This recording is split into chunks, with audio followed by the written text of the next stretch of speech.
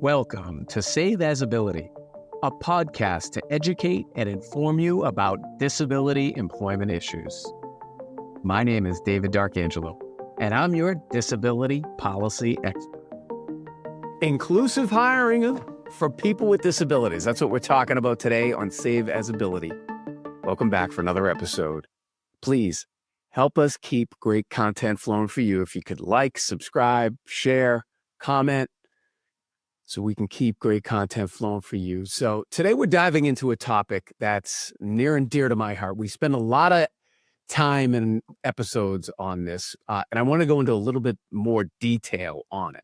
And that's inclusive hiring for people with disabilities. And so really what we're talking about here is a little bit of a process that I've developed that I want to share with you all, giving it away for free. Usually we charge for it, but we want our people with disabilities to be hired. And we want businesses to succeed because really they can. There's such a untapped talent pool out there. So we're talking about great outcomes for people with disabilities. And again, why are we talking about this? Well, we've gone over it a number of times with approximately 2/3 of all working age people with disabilities not in the labor force. And then when you include the people that are unemployed, that leads to somewhere around 70% of all working age people with disabilities not employed. And that's a problem. And it's a problem for the people with disabilities. It's a problem for the business community because they're not tapping into that talent. It's a problem for America, for our society, because of all the talent and ability that's on the sidelines. So we're positive here at Save As Ability. We want to get everybody into the game here. And that's what we're talking about today. So the good news is that everybody has talent. Everybody has ability. I think it was at one of our last episodes, we had a whole episode about really finding your talent and ability and bringing that to bear in the workforce for yourself, for the employer, for society.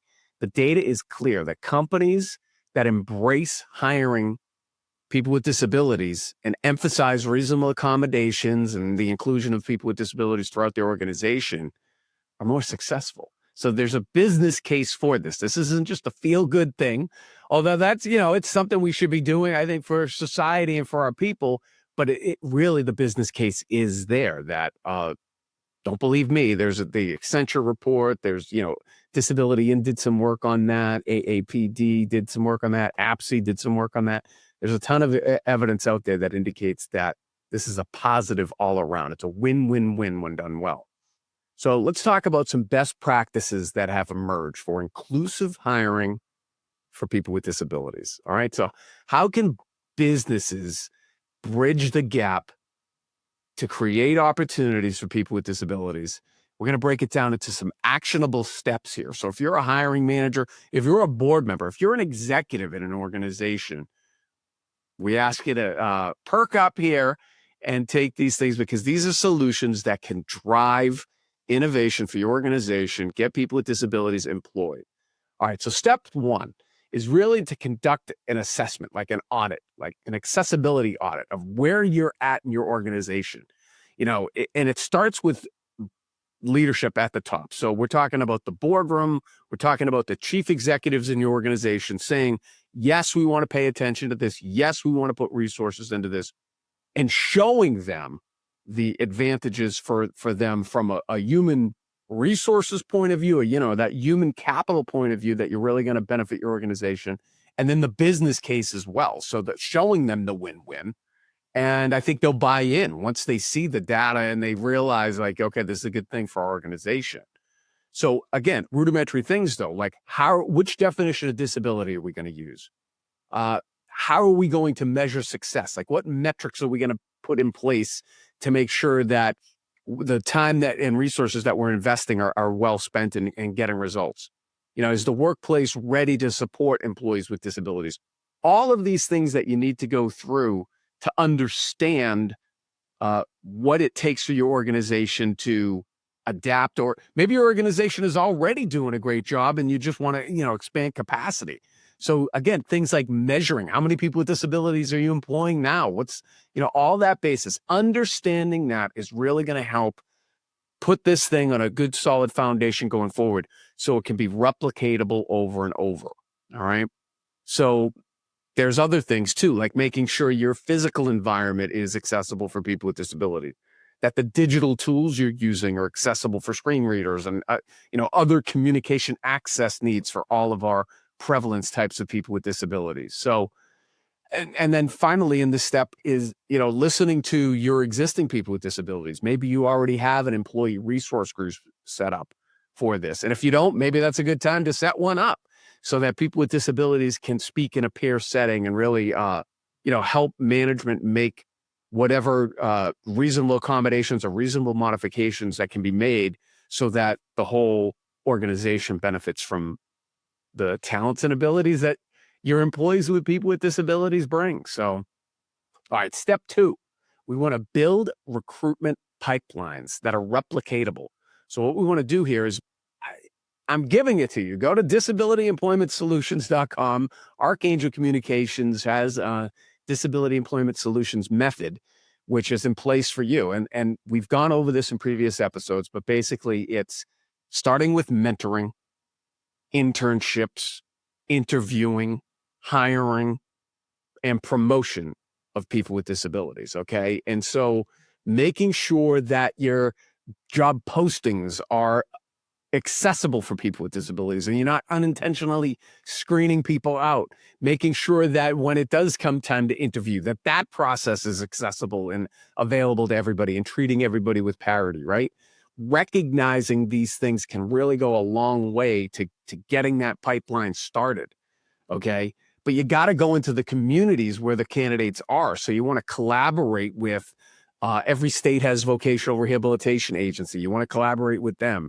You want to look at local nonprofits and advocacy groups that have people with disabilities in them and can help get the message out to people with disabilities. We've mentioned other resources here before.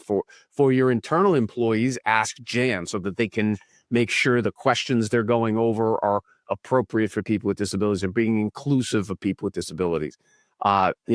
Earn, another good resource there. So there's plenty of free resources out there, both for employees and employers to be able to make this work. All right. So there's a lot of resources out there that can help connect employees with employers. We know that step. The harder step is getting people resolved to be in the labor force. Once they're in the labor force, we have good HR people out there and good companies that really can solve this if they choose to focus and spend the time.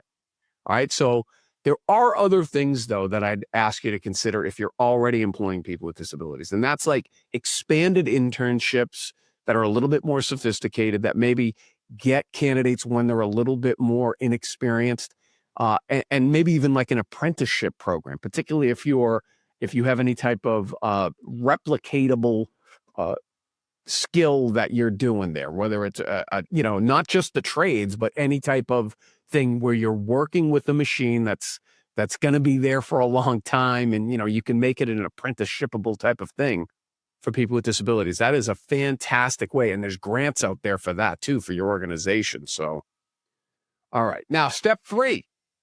We want to onboard for success. So you've gone through step 1, you've gone through step 2. We want to make sure it doesn't fall apart in implementation here.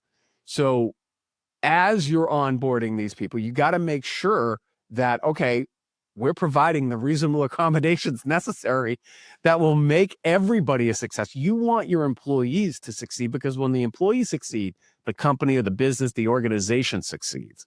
So making sure that they get the reasonable accommodations they need to be as successful as possible, and to really, that happens at the onboarding stage. So you might have to reasonably modify your onboarding process a little bit to make sure that the people with disabilities are having everything that they need to be successful. When you're in a new role, think about it, right? You're more confident when you have like a mentor guide you, and you have training materials that are accessible and really that speak to needs that are not just a cookie cutter type of thing, but that speak to your specific needs that your disability brings.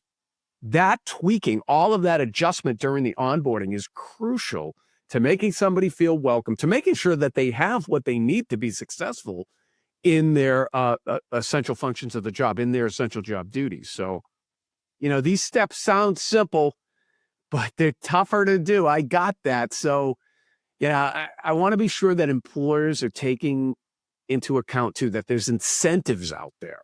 All right. There's the work opportunity tax credit. There's the disabled tax credit for barrier removal. There's grants out there to help offset costs and improve workplace accessibility for universal design and things like that. So, assistive technology provided by the local VR agency or facility upgrades, all of these types of things are available, but you got to do some digging. You got to do some work to get them. And it's, maybe a little bit outside of your comfort zone. But if you can do that, you're going to make your space accessible to more people. That's a good thing because you're going to be able to attract more talent there. So it's a call to action for employers. So my challenge is that every employer listening today, take the first step. Take it, whether it's, auditing your workplace to figure out how you can make it more accessible, or your products or services more accessible, or reaching out to an agency or launching a mentorship or an internship program, something, anything, just one thing can help get that ball rolling. Because hiring people with disabilities, it's not just the right thing to do. It's a smart business move. It's going to help the people with disabilities. It's going to help the business. It's going to help society. There's talent out there. So by hiring people with disabilities, you're building stronger teams, helping to drive innovation and creating a workplace culture that values everybody. That's a good thing. So, I just want to leave you with the thought that everybody deserves a chance. You never know what you're going to get out of people unless you first give them an opportunity. That's what we're talking about here at Save Visibility. Access to opportunity. And we know that employment can help create independence and self-determination. And so that's a good thing. We want to unlock the talents that all of our people with disabilities have. It's David Darkangelo. Hope you got a lot out of this episode. Please like, comment, share, subscribe. Let us know what you want to hear. I hope you have a great day. For more information about disability employment issues, please visit our website, disabilityemploymentsolutions.com. The Save As Ability podcast is available on Apple Podcasts, Spotify, our YouTube channel at Disability Policy Expert, or wherever you stream your podcasts. Subscribe, stream, rate, and review our shows. Your ratings and reviews help our show reach new audiences. Produced by Pod Pro Entertainment. Save As Ability lives within a network of podcasts located at podproentertainment.com. #TheNewRadio. Again, my name is David Darkangelo, and I'm your disability policy expert. Until next time, thank you. I hope you have a great day.